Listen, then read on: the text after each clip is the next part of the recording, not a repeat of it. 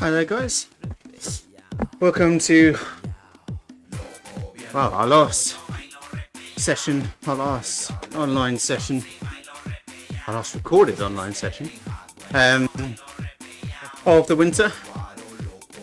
So got a nice simple one and we've got a nice little chat, but before we get started, the time is running, so I'll get the workout going in about 2.5 minutes.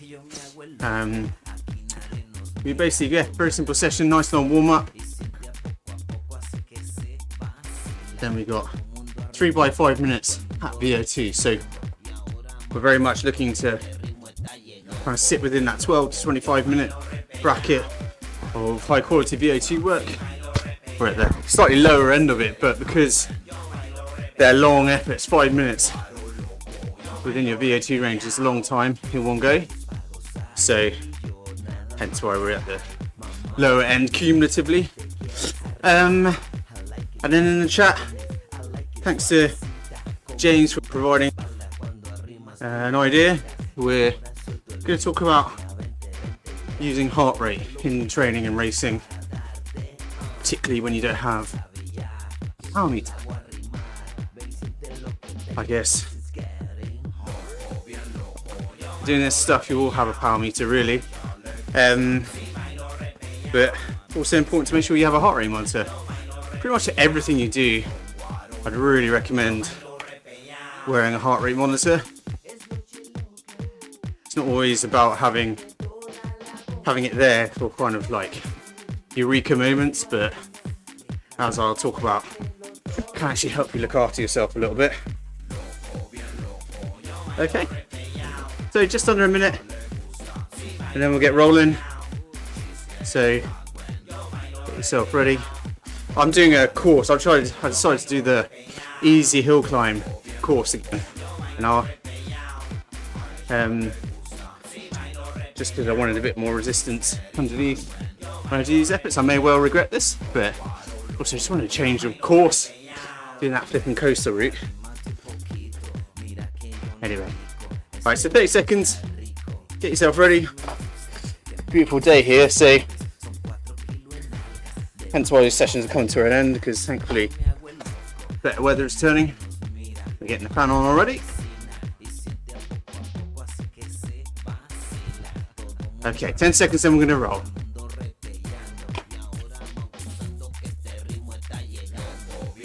Ready to go in 3, 2, 1. Off we go.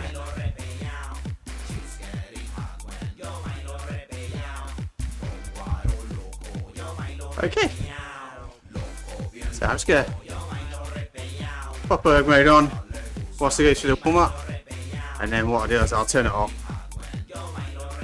onto probably terrain mode so I can get a bit of resistance on that climb, In terms of whether you run it in erg mode or not, entirely up to you.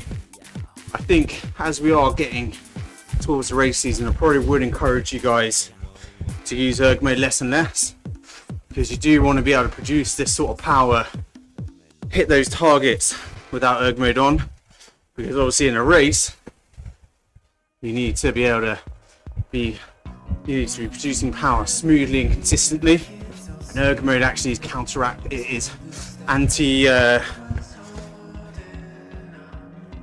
it's unhelpful for that basically, because you have the crux of the flywheel wanting to spin at a certain velocity. It encourages you to spin up a certain cadence, so gear selection wise, keeping your cadence up, it's all very simple, whereas actually we want you guys kind of dialed in and getting used to kind of hitting this sort of power whilst maintaining a high cadence, or off your own bat. Anyway, so this session, very long warm up. The steps are 3 minutes each, so you've got a nice 15-minute build before we get into the kind of pre-main sets. So we're going to have a sweet spot spin up followed by a VO2 burst as like our fast pedaling efforts, a little cruising period, and then we'll just have a couple of anaerobic kicks to really make sure the legs are woken up. before we go into like a 3-minute tempo sector. Again, to really make sure the legs are buzzing before we start the VO2 set. So it's very simple. 5 minutes on, 5 minutes off at VO2 max. And you're going to be hitting around 115% of FTP, looking to hold that for 5 minutes. Okay. So a good number to try and remember for when you come back to doing testing. And just a quick word on testing. Obviously, we're doing the live session on the 24th. Going to run it as time trials just to make it a little bit more interesting. They're not all going to be flat time trials. There's going to be a hill climb in there as well. Just so, just having us all together and sort of being a bit competitive to turn the sort of series of squad sessions, just make it a little bit more interesting. And I know some of you guys, I think, have a bit of a mental block. I don't think that's unfair to say when it comes to testing. So just switching them into little time trials, little races, hopefully it just helps you take your mind off it a little bit more fun, a little bit more engaging. So yeah, anyway, right, let's get stuck into our chat, shall we? So talking about utilising heart rate for training, particularly if you don't have a power meter. Just get turn erg mode off so I can concentrate a little bit more. Yeah, training according to heart rate, it's a little bit of a lost skill, I'd say. Not to sound antiquated, but just like, I think people have gotten worse, and I count myself in this, by the way, at just kind of paying attention to their heart rate and understanding what it means. So hopefully the main takeaway from this is that you will know when you look at your heart rate, you'll understand what you're looking at and how why it matters, and how the training zones kind of relate to one another, or how your power zones and your heart rate zones relate together. So basically, yeah, the goal is just for you to be able to use it a little bit more easily. Okay, now let's just start off with a quick downside to using HR or heart rate as a metric, and the biggest issue is the lag time. The lag time between the change of intensity and then that being reflected in your heart rate, but also your heart rate kind of plateauing at that intensity. So what will happen is your heart rate will spike, then come back down again. So if you're doing the 5 minute VO2 levels, your heart rate will be slow, it will go beyond and then settle down. And that's the main issue with heart rate. You trying to use it as a real-time metric, particularly if you're kind of doing short efforts. Often they're over before your heart rate gets to a point that can properly react and level out. And it just means, yeah, it's difficult to use for shorter duration intervals. And I would suggest that anything under sort of the 5 minute efforts that we're doing today, time wise, heart rate isn't mega helpful.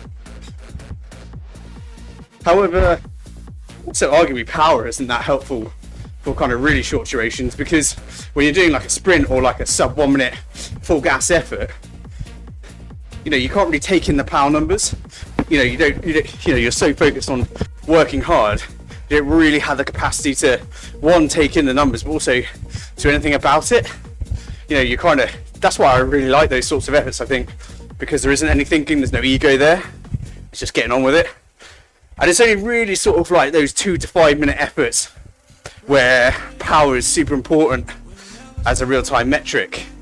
And then, as I say, 5 minutes plus heart rate also becomes important.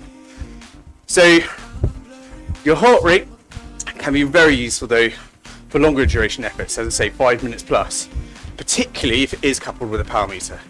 I'm going to talk a lot about what to do when you don't have one, but if you have a power meter, Be really useful for, particularly for long rides, tracking that decoupling rate, your heart rate to power ratio, so you can see how well your heart rate is tracking against your power output. And this can indicate fitness. You know, I talked about that sort of magic 5% rule. If it's above 5%, then either you're lacking a bit of aerobic fitness, or you've not properly ridden at zone 2, or something might not be right. You might be carrying illness or fatigue. And so, yeah, that decoupling on longer rides, really important for, and the ratio between heart rate and power, really useful on longer rides, and that's why having the 2 power and heart rate together, just really helpful. But let's talk about what if you don't have a power meter. You know, many people don't have power meters when they're racing. You know, you might have a training bike and a race bike, and maybe the race bike doesn't have a power meter, or that power meter is not compatible, for instance. And that's when, yeah, you have to rely on other things, and heart rate, of course, being one of the 2 important things, otherwise your perceived exertion. And I would just really encourage you guys, as I sort of disappear from these online sessions and you guys all move out, keep an eye on your heart rate and get used to using it as a metric and seeing how it reacts to different intervals. Now, what I want you to get to, and some of you guys are probably already here, but like using heart rate, power, rate of perceived exertion interchangeably and concurrently. So you're constantly kind of looking at all 3, checking, you know, how am I feeling? Or, you know, I'm feeling crap. You know, looking at your power, what's going on there? Are you working too hard? Or you're on power, but, oh, my heart rate's really high. You know, like switching between them, because they all will tell you a story in real time. Once you're kind of 5 minutes plus. The starting point for this, though, understanding how this all fits together, is knowing your threshold heart rate. And you know, quite often I'll ask people, you know, what's your threshold heart rate, and they won't know.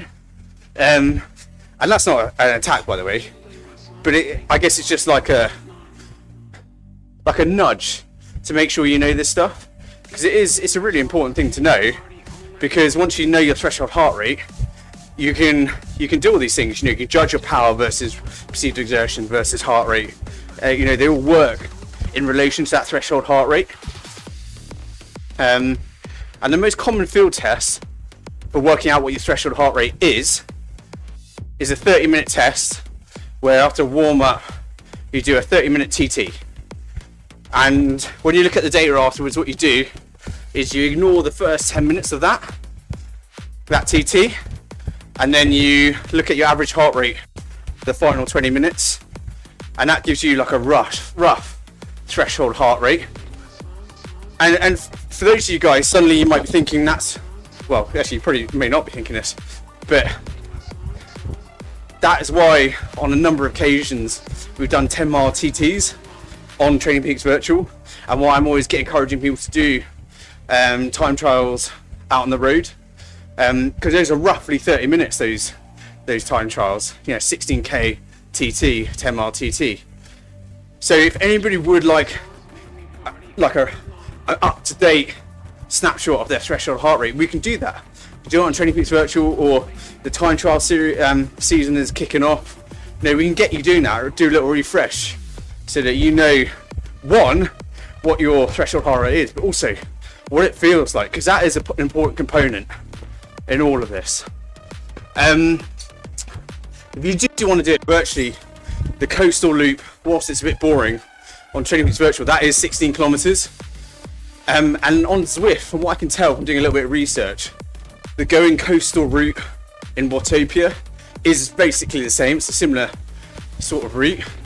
So those 2 virtual routes, and then of course, as I say, if you go onto the Cycling Time Trials website, look for 10-mile TTs. Okay, get yourself signed up to your next one. Obviously, we'll talk about it, but you know, it's just an emphasis. That's why 10-mile TTs should have a place in your training program, either virtually or otherwise. And so once you've got that threshold heart rate, you can then start to work out your training zones and how your power zones relate to those. Just a word though, you can also use your max heart rate to work this stuff out, but it's not as accurate. And similarly, using other tests like ramp tests, basically they're algorithmic methods, and anytime you add in like an algorithm, just like the level of accuracy starts to deteriorate. Anyway, so we've done our 10-mile TT, we've done our 30-minute TT time trial. We know what our threshold heart rate is roughly. I just say, to work out exactly your threshold heart rate, that's a 60-minute effort. Okay, so that's a 25-mile TT, just to say, you know, that if you really want to get into it, 25-mile TTs are not my fave personally. But yeah, so we know our threshold heart rate. Now it's important to get acquainted with that and begin to use it in conjunction with our other metrics, with our power and our rate of perceived exertion. On Training Peaks, you will have your heart rate zones. So you go to your dashboard there, and these are broken up. They will mirror your power zones. So for example, zone 4 will be your FTP, but it also will encompass your threshold heart rate. And both reflect, of course, your aerobic threshold. And so from there, you can either memorize your heart rate training zones and how they break up, or, you know, I recommend just keeping it really simple and just think about everything relative to your threshold heart rate. So for example, my threshold heart rate's around 156 beats per minute. So if I'm into the 160s, I know I'm working my VO2 max. But if I then start to go above about sort of 165 beats per minute, I know I'm very much shifting into my anaerobic energy systems. And it can be as simple as that, really. You know, 10 beats VO2, 15 plus, sorry, 10 above threshold, 10 beats per minute above threshold, you're into your VO2, 15 and above, you're into your anaerobic systems. It can be as simple as that. You know, you don't need to be super exact, because usually when you're training, you don't have the mental capacity for anything more than that. And then we can start to use it practically, and hopefully in kind of long distance events. So for a 70.3, for example, we want to be kind of the lower end of zone 3. So for me, that's around 140 beats per minute. An Ironman, you want to be lower, you want to be, for me, sorry, just pause a second. We're just going to start the ramp, the fast pedaling effort. So we're going to go up to sweet spot for 15 seconds, and then we're going to do a 30-second burst at VO2. Okay, so I've just got a couple more points to make. So I'll finish those off in a second. Okay, then up to 115% of FTP. Don't go too crazy like I was just then. Really rev the legs up. So I'm going to drop into an easier gear and really try and spin my legs up. Get them above 100 beats per minute. 100 beats, 100 RPM. Acronyms going through my mind all over the place. Okay, and relax. Yeah, so for 70.3, I want to be lower end of zone 3. Ironman, top end of zone 2. So sort of high 130s for me. Then for the really long stuff, I probably don't want to stray above zone 3. I don't really want to stray above 145 beats per minute. Too much. Sometimes you have to. But I really want to stay below my threshold heart rate. I really want to stay below that 156 beats per minute as much as possible. Because if you spend too much time beyond that, you start to accrue lactate at an increasing rate, yeah, and you'll pay for it. Okay. Right. I've got one more point to make, but let's first hit this next fast pedaling sort of effort. So, up to sweet spot.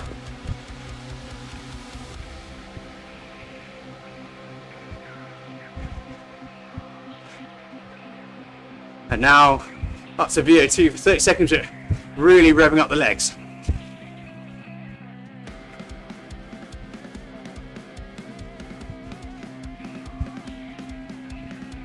Halfway.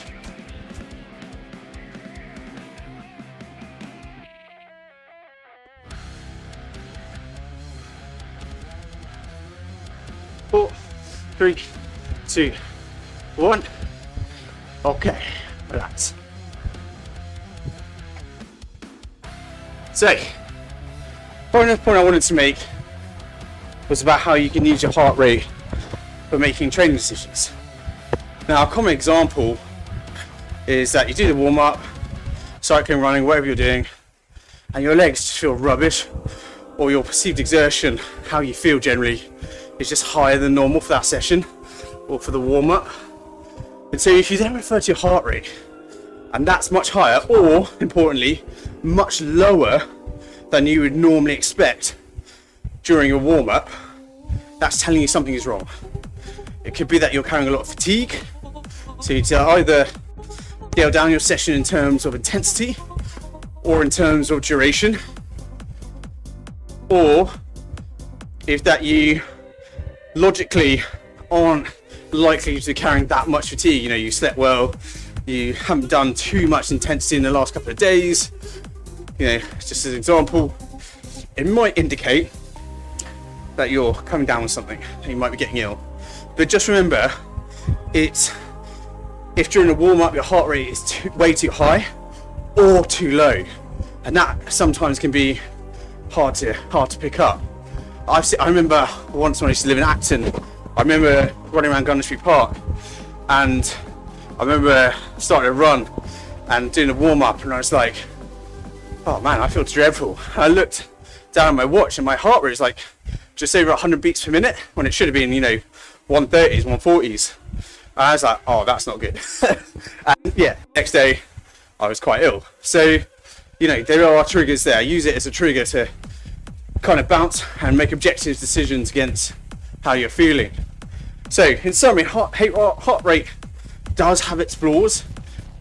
You know, the lag time basically, but it can be super useful for steady state efforts, particularly when used in conjunction with power and rate of perceived exertion. And it can be used as well to kind of help you make sensible training decisions. So there we go. Right, let's focus on this session now, because we've had a long warm up. We're now getting towards those efforts. So we've just got a couple more little looseners. We've got two 10-second anaerobic efforts. Okay, don't need to go too crazy. They're just about opening up the legs again. All right, just tighten out my shoes. Yeah, you don't go too crazy.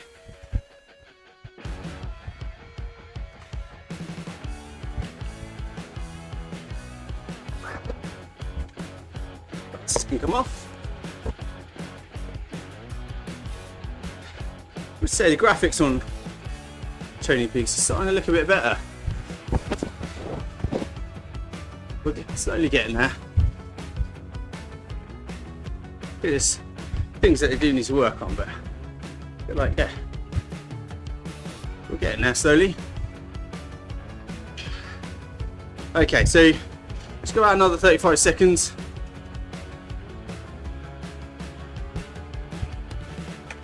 And then we've got our first anaerobic acceleration.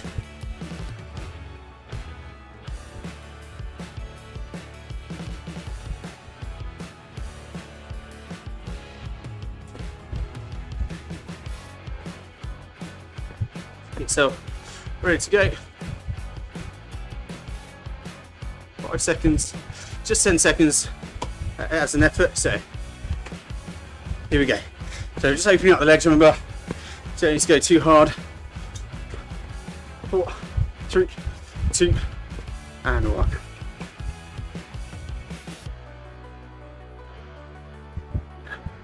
Just spinning up around 65% of FTP. Now, I decide in the next couple of minutes if you're going to do this erg mode on or erg mode off. You can obviously turn it off in the effort. Just remember, I would encourage you to turn it off We want to be able to try and start to reduce this power consistently without ergo mode kind of giving us a crutch. And I really want you guys to do that whilst maintaining a nice high cadence. Okay. Another minute 20, and then we've got another sort of anaerobic little nudge. So just bear in mind what we talked about in terms of heart rate. We've got 5-minute efforts. You should be able to use your heart rate in this to keep an eye on things. It'll probably take 2 or 3 minutes to kind of get stable, but once you get kind of past 2 or 3 minutes, your power, your heart rate, your perceived exertion should all come together, and hopefully they're all in the right sort of area. Okay, now when you're out of ergo mode, it can be a bit harder to hit a specific power target. It might be fluctuation, but that's why we're doing this, because over time, as you get better working out of ergo mode, actually hitting steady state efforts at constant power, particularly on a turbo trainer, it gets easier.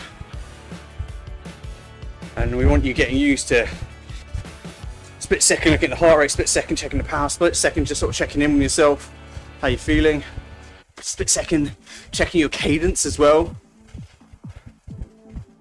For these VO2 efforts, ideally we want you above 90 RPM. What I've been finding though, now I've got this kicker core, I keep getting stuck between gears, and my cadence isn't high enough, but that's just something to me to worry about. Okay, 5 seconds. 3, 2, 1. Okay, relax.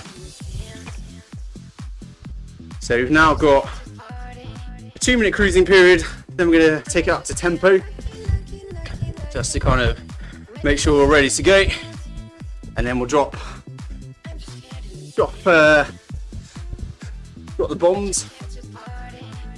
Not really the phrase I wanted to use, but it's been a long week. Yeah, then we'll get into the VO2 stuff, okay? So stay relaxed, ergo mode on or off, preferably off. Let's get ready to go.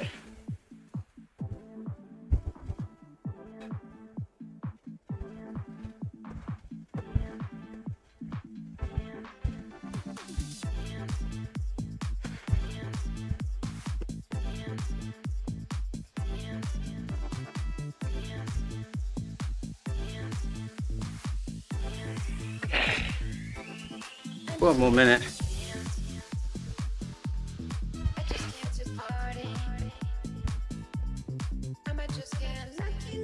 I think this chain needs a little bit of lube.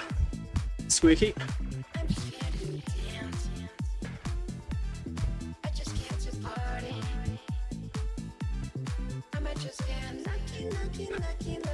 So use that heart rate again. So one of the other reasons that this wasn't really fully intended, but one of the things about the tempo is that because it kind of bridges that lift up to VO2, hopefully you'll be able to, your heart rate will kind of settle a little bit quicker because it's not going from this sort of 65% of FTP straight up to 115%, you know. Right then, 5 seconds, and I'm just going to take the effort up a touch. Okay, so try and keep cadence high. Try and stay within the same gear and just lift your cadence up to about 80% of FTP. I'm just trying to spin here.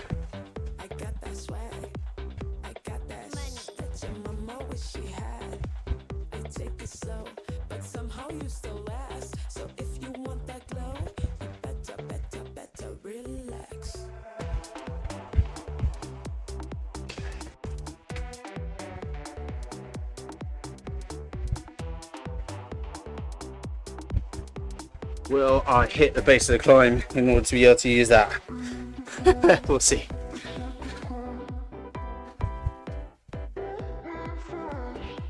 As I said, I've chosen this course just to make it a little bit more interesting for myself.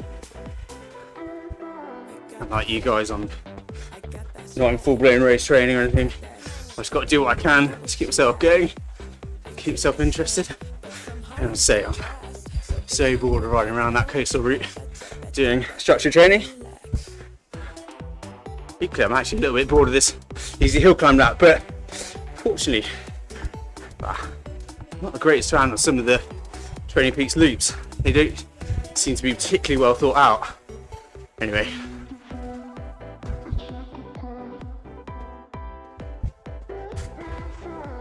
Right, last 90 seconds at tempo.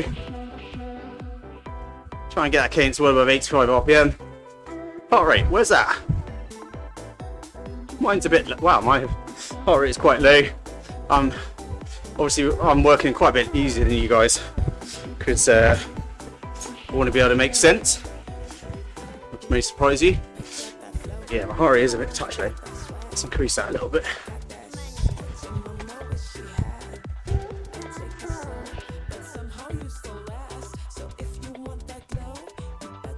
Yeah, that's what I mean, getting stuck between gears. Now my cadence is dropping below 80, but then I was spinning out. I need to refine my virtual gearing.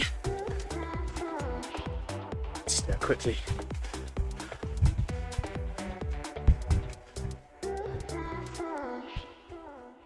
Sorry guys, just bear with me 1 second.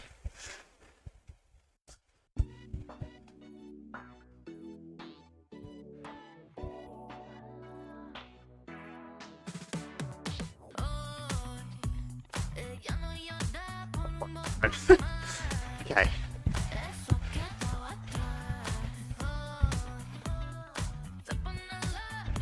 So, just over 10 seconds, and then we're going to get rolling for the first year-2 effort. Build into it.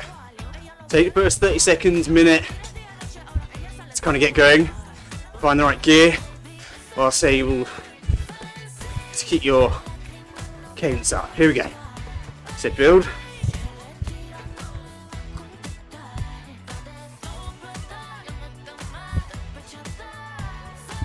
Try and get in there, and then try and settle.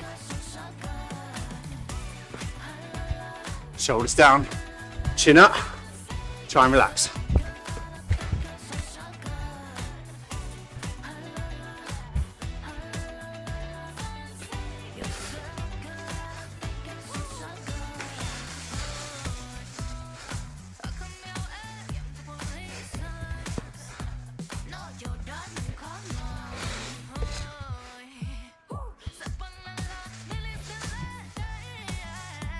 Okay, approaching the first minute down.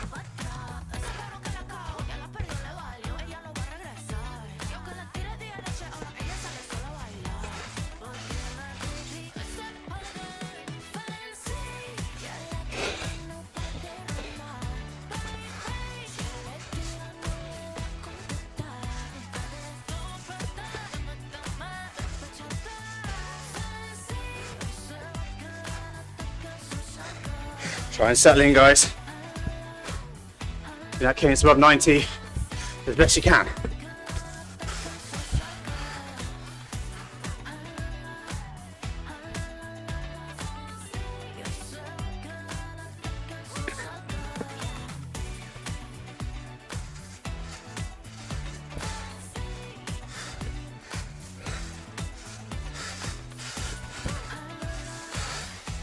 Okay.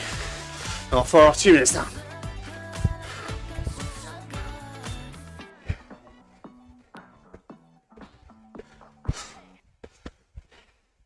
Okay, 2 down, 3 to go.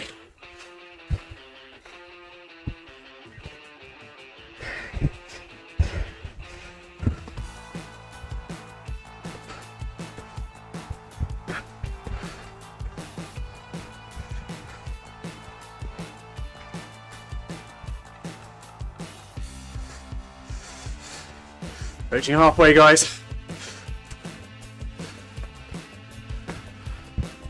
Here we go. 2.5 minutes, come on.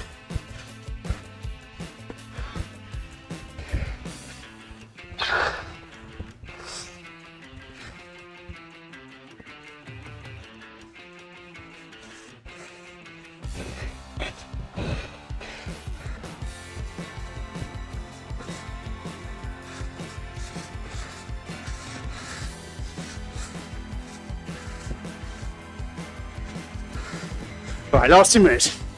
Stay on it, stay focused.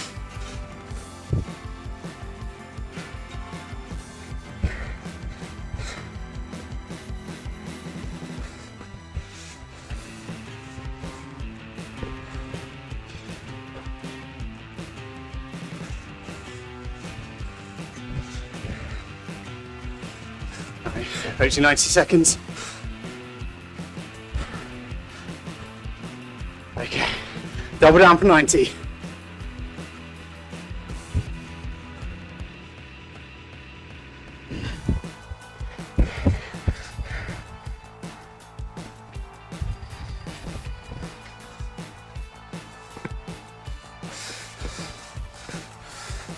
Okay, not far for a minute now.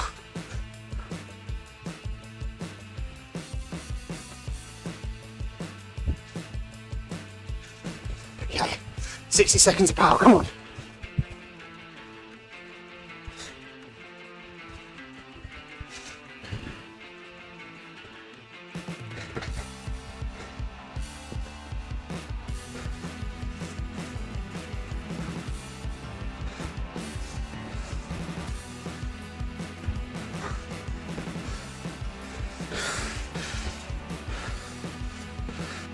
Last, coming up 30. Here we go.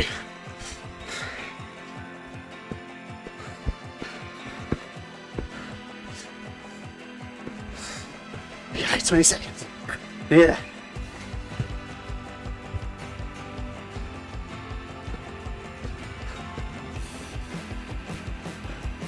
Ten.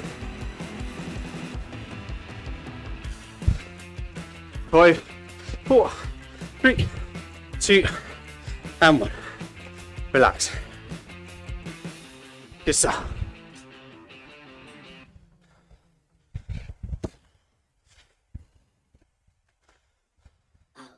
Good stuff, guys. Down, up, down, up and down, elevator up, down, up, Spin out the legs. down, up and down, elevator up and down. Sorry. Apologies for messing around. Sometimes I get this. Just cannot. These shoes are just a tiny bit too big for me. That's why I only use them on the turbo. And sometimes it's like anything. If something's bothering you, it's just really hard to get your mind off it. So your shoes just can't get quite where I want it.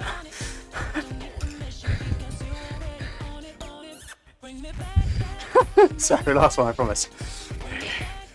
Actually, it's probably not the last one, but I'll do it when you can't notice. So anyway, right, little sips of fluids, just try and spin up. Don't worry too much about the power target. We're at about 160, about 45% of FTP. Down, up, down, Yeah. up, down, down, elevator up and down, up and down, up and elevator This shit hot. But yeah, just spinning up. Yeah, I really need to tinker with these virtual gears.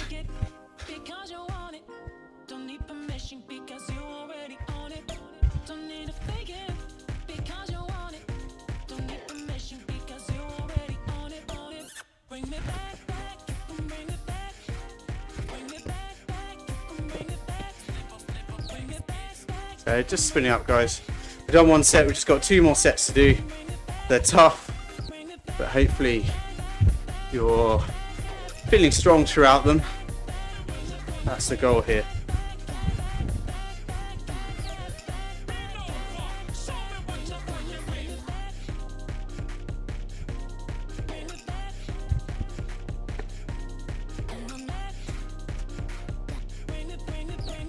You did a really great job, guys.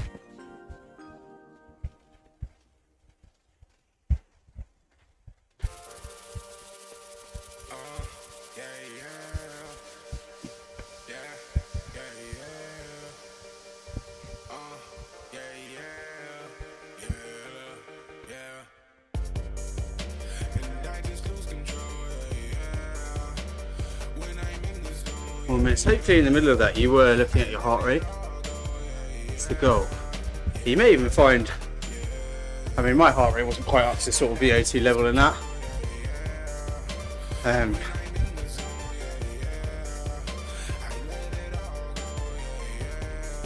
But hopefully, yeah, if you weren't on that first one, just a reminder, kind of once you're up to speed, just keep an eye on that heart rate, see where it goes. And just over time, what we want really is you kind of just be already knowing what to expect. So, you know, if you look at mine, my heart rate won't get up to this, because I said I'm having to hold back quite a lot just so that I can talk at various points. But you know, if I was doing this on my own, I would expect, as I said earlier, like my threshold heart rate is 156. I expect it to be kind of getting up to sort of around 160, maybe just over 160. So we really want you to start to absorb this stuff in, because it's important in races, you know.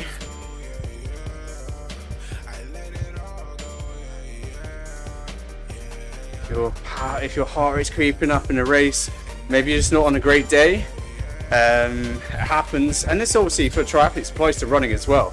So particularly if you're going in a triathlon and maybe you just got a bit too hard on the bike, and then you know you're on the run and you're sort of running at target pace, but your heart rate's a bit higher than expected.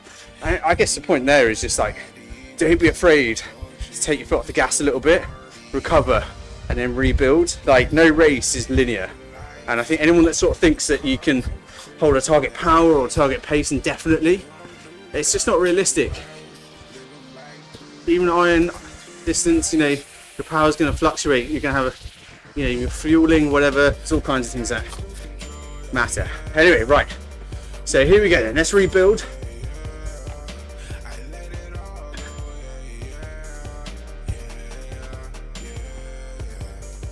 So get back up. So your target power. Just doing your best to stay there. Hopefully your cadence is a little bit higher than mine. Just dropping it into an easy gear, see if I can hit the power with a high cadence, but an easier gear. It's probably better. Yeah, watching my heart rate climb into the 130s already.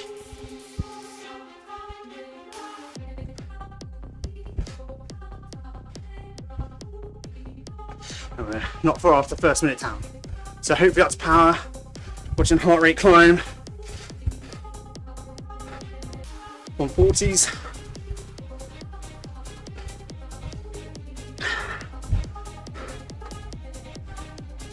Okay, first minute's down.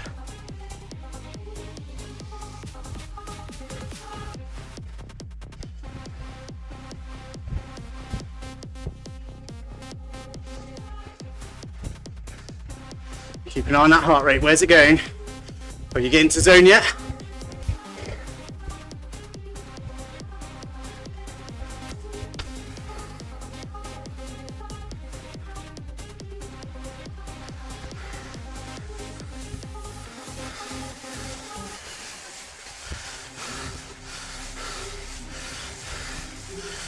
Chin up, shoulders down, remember.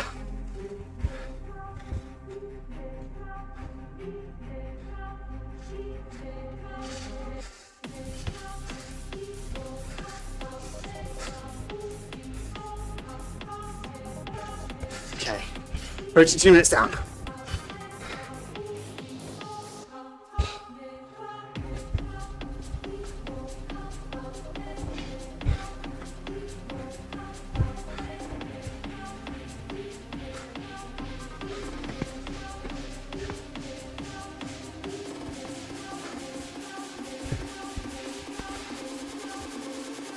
Not far, halfway now. Here we go, 2.5 minutes.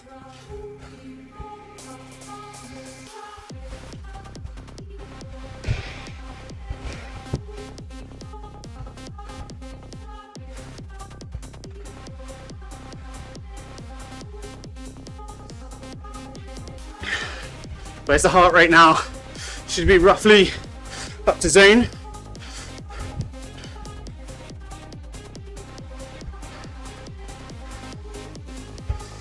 Two minutes to go.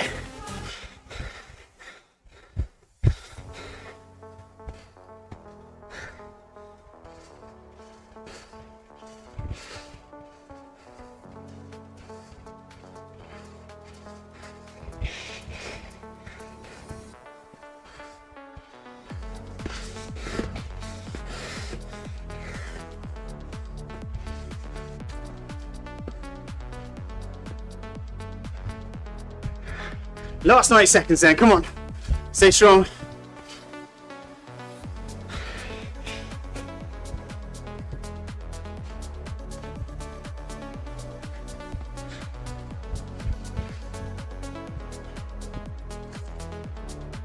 Reaching the last minute. Doing well, guys. Stay strong. Shoulders down, chin up. Try and relax your upper body. Bum on the back of the saddle. And power. 1 minute.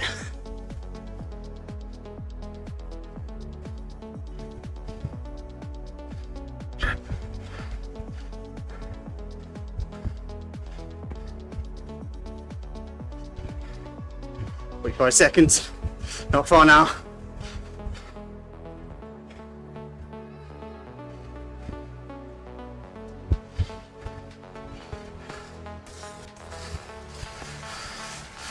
Okay.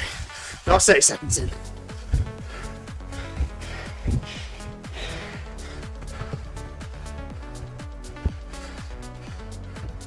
Twenty.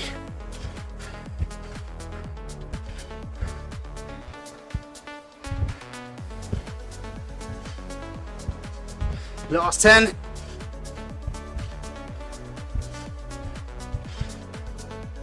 Four, 3, 2, and 1.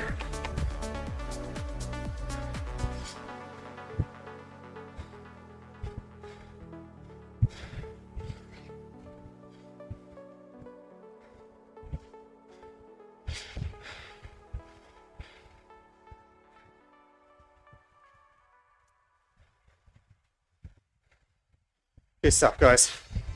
Well done. Spin up. Little slug of fluids.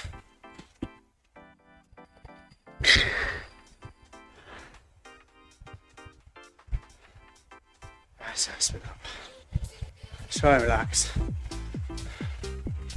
So hopefully, yeah, you were a little bit on the ball, a bit more on the ball there you were before anyway, on kind of what's going on with your heart rate. And that's just what I want you to do pretty much in every session, particularly long steady state efforts. It's not always about saying, oh yeah, my heart rate's exactly where it needs to be. So if we take an example, a recent session where you had the sweet spot baseline and anaerobic efforts, you know, that isn't really, because you're chopping and changing all the time, it's not really about kind of, is my heart rate in zone? But it's more about when you're set up at sweet spot, then you do the anaerobic burst. You know, how quickly is your heart rate coming back down to where it was when you start that sweet spot effort? It's just those little things, you know, just kind of getting used to taking it in. So just like the goal basically is you are familiar with your power zones, familiar with your peak powers in particular, you know, your 1 minute effort, your 2 minute power, 5 minute power, etc, etc. You know, you're familiar with those sorts of numbers, or at least have easy access to them. You know what your heart rate zones are roughly, or at least kind of how things relate to your threshold heart rate. And then yeah, just getting used to tying that all in, particularly against rate of perceived exertion. You know, some days you're just going to feel, say for instance, I ran yesterday with some mates from work, and it got a bit silly and my legs are wrecked today. You know, I'm barely able to hold threshold. So you know, things like that. But I'm watching my heart rate. Heart rate is actually staying roughly around threshold rather than into VO2, which, you know, again, for me, it just indicates that I'm tired. You know, thankfully starting to sleep a little bit better. Millie's giving us a brief reprieve and sleeping a little bit more. But, you know, it just kind of gives you, you know, an objective kind of look at what your situation is. And I just really want you guys to be able to do all this on your own, and kind of make sensible training decisions. Because obviously, when you're out, as the example I described earlier, out for a run during a warm-up or out on the bike during a warm-up, your heart rate's way too high for the effort. You know, you can be like, oh, okay, Rich spoke about this. What's going on here? Am I just fatigued, or is there something more nefarious going on? Yeah, I think that's the point made. So spinning up your legs, might pop on a bit too easy. Needs to lift my heart rate up a little bit at risk of going below 100 beats per minute. And again, it's just like a really rough sort of thing that I tell myself. I need to keep my heart rate above 100 just to stop me from relaxing too much and getting cafe legs. It's not really based on anything other than it's just like an indication of start to work too easy. So for me, 100 beats per minute. Let me just check my heart rate zones quickly. 100 beats, that's into zone 1 heart rate wise for me. So whilst, and I mean like low zone 1. So whilst you want your heart rate to be drop into zone 1 for recovery purposes, low zone 1 I'm working way too easy. So yeah, gotta keep that heart rate up above 100 for me. Right, so we're at 30 seconds to the final effort. If you had erg mode on, I'd just encourage you again to turn it off. Maybe see how this final interval goes in relation to running in erg mode. And one thing I would say is, like, if you're running erg mode and you're getting through this session like breezing through it, it's a sign that maybe your FTP might need a little bump up. But don't worry, testing is on the way. Here we go then, guys. Final effort, final interval, final online session for a while. Let's do this.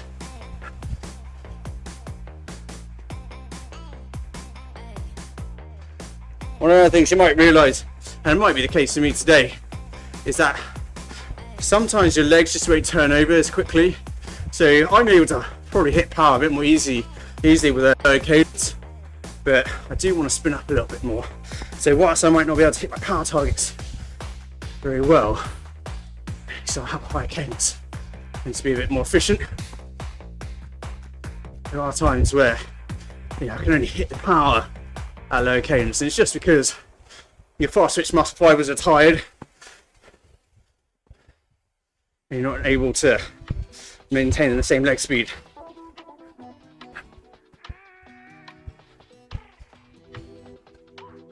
Okay. First minute's down. Watch that heart rate climb.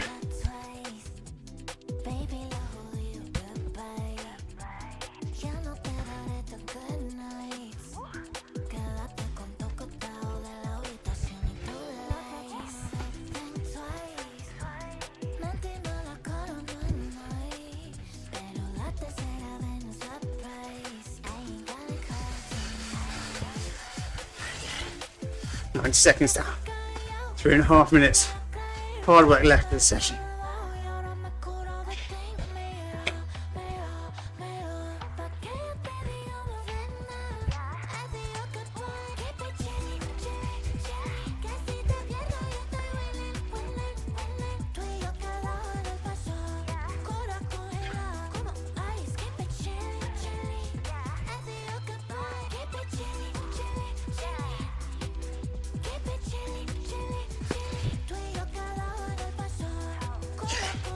Three minutes, come on. Stay on it, guys, stay focused.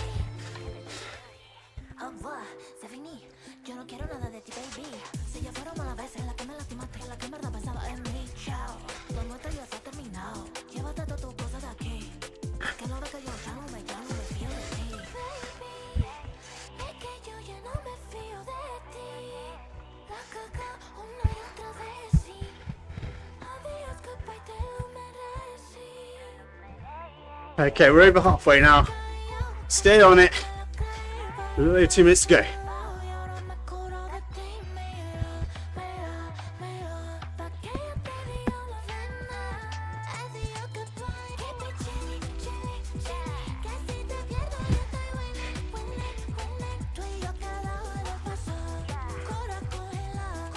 Okay, last 2 minutes then, guys.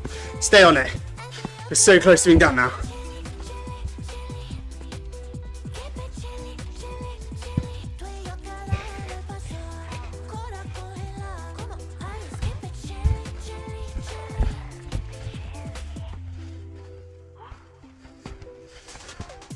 Reaching the last 90 seconds.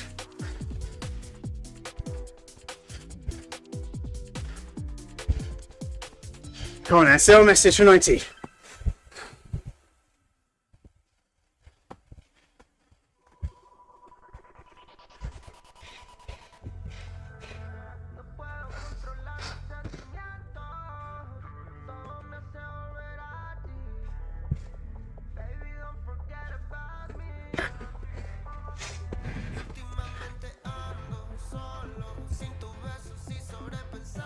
Okay. 1 minute.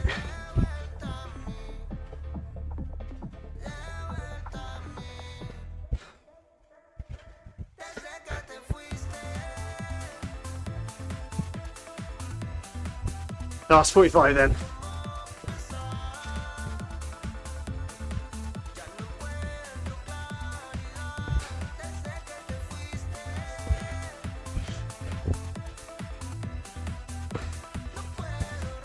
Okay, 30 seconds. Come on, guys.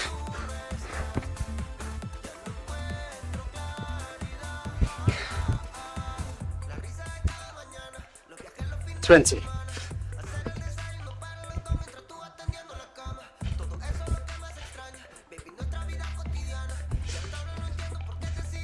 $10 seconds. Stay on it all the way to the end. 3, 2, 1. And relax. Good stuff, guys.